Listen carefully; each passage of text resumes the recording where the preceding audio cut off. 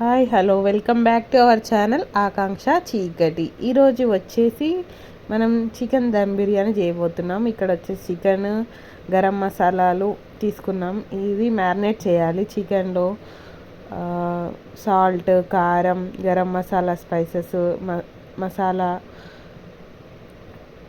కొత్తిమీర, పుదీనా కట్ చేసుకొని వేసుకొని మిక్స్ చేసి పెట్టుకోవాలి ఇందులో.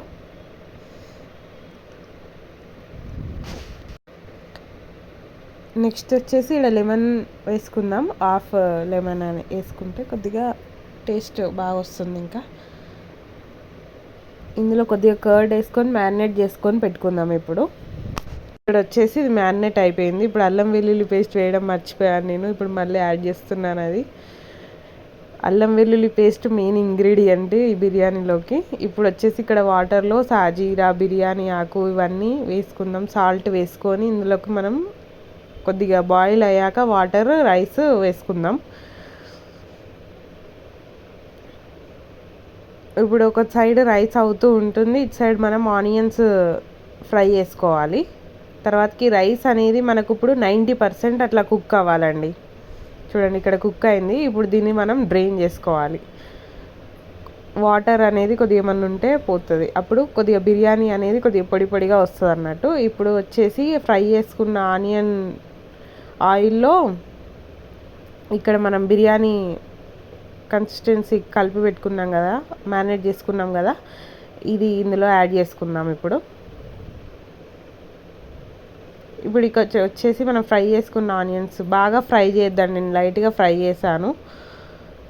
ఇప్పుడు దీంట్లోకి రైస్ కొద్దిగా వేసుకుందాం. ఇక్కడ చూడండి ఇక్కడ లేయర్స్గా వేసుకొని ఈ కొత్తిమీర, పుదీనా అనేది కొద్దిగా యాడ్ చేసుకుందాం. ఇక్కడ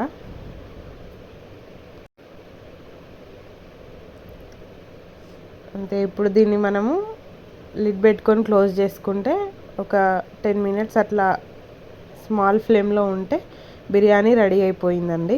ఇక్కడ చూడండి పొడి పొడిగా వచ్చింది. సూపర్ వచ్చిందండి బిర్యానీ. చూడండి అంతే సింపుల్గా చికెన్ దమ్ బిర్యానీ రెడీ అయిపోయింది. టేస్ట్ అయితే సూపర్ వచ్చిందండి. అంతే బిర్యానీ రెడీ అయిపోయింది. ఇప్పుడు మనం దీన్ని సర్వింగ్ ప్లేట్లోకి సర్వ్ చేసుకుంటే అయిపోతుంది. Okay, thanks for watching. Subscribe my channel.